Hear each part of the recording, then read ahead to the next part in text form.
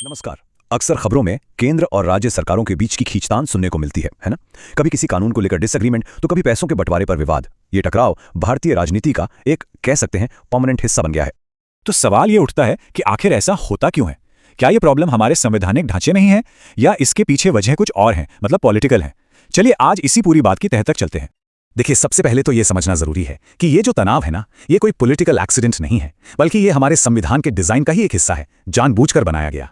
भारत एक फेडरल देश है। इसका सीधा सा मतलब है कि यहाँ पावर यानी शक्ति केंद्र और राज्यों के बीच बंटी हुई है। अब ये डिजाइन तो पावर बैलेंस के लिए है, लेकिन जहां भी दो पावर सेंटर होंगे वहां टकराव की गुंजाइश तो हमेशा ही रहेगी।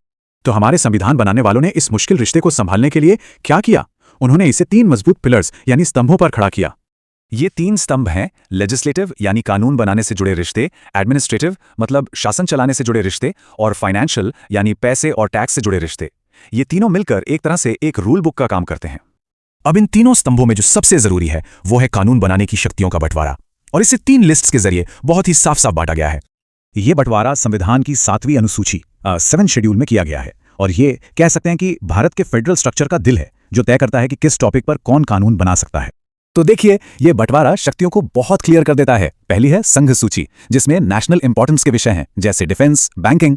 दूसरी है राज्य सूची, जिसमें लोकल मुद्दे हैं जैसे पुलिस और खेतीबाड़ी। और तीसरी है समवर्ती सूची, जिस पर केंद्र और राज्य दोनों कानून बना सकते हैं जैसे शिक्षा और बिजली। लेकिन यहां एक पेंच है।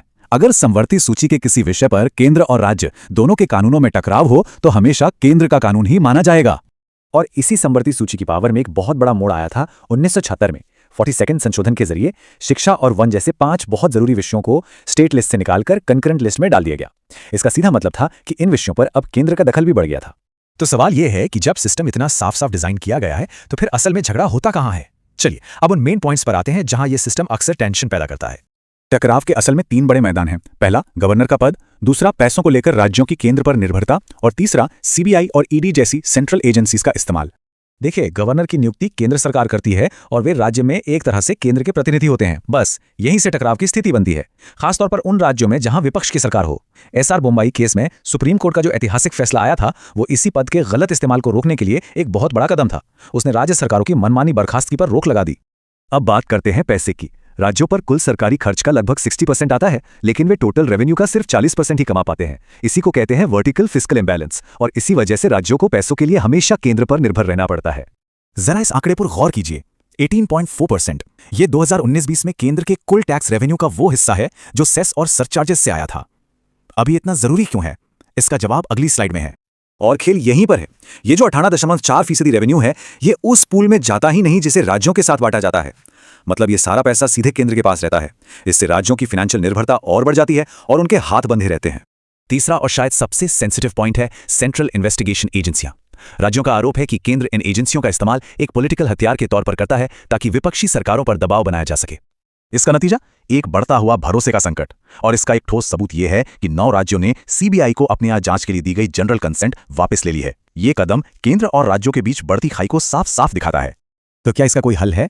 जी हां, और उसे कोऑपरेटिव फेडरलिज्म यानी सहकारी संघवाद कहा जाता है। आइए देखते हैं कि यह कैसे काम कर सकता है। अच्छी बात यह है कि इस प्रॉब्लम पर बहुत काम हुआ है। सरकारिया कमीशन और पुंछी कमीशन जैसी कई एक्सपर्ट कमेटियों ने इस रिश्ते को सुधारने के लिए बहुत अच्छी सिफारिशें दी हैं। मिसाल के तौर पर गवर्नर के पद को ही ले लीजिए। सरकारिया कमीशन ने कहा कि गवर्नर को हटाने की वजह संविधान में साफ साफ लिखी जानी चाहिए। वहीं पुंछी कमीशन तो एक कदम और आगे गया।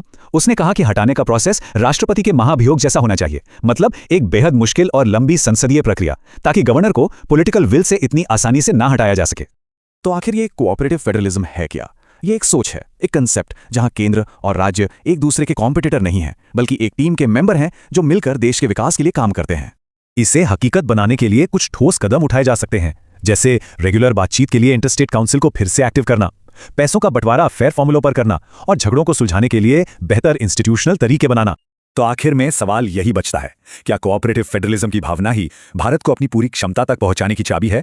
क्या एक मजबूत केंद्र और मजबूत राज्य मिलकर ही एक मजबूत राष्ट्र बना सकते हैं? इस पर विचार जरूर कीजिएगा।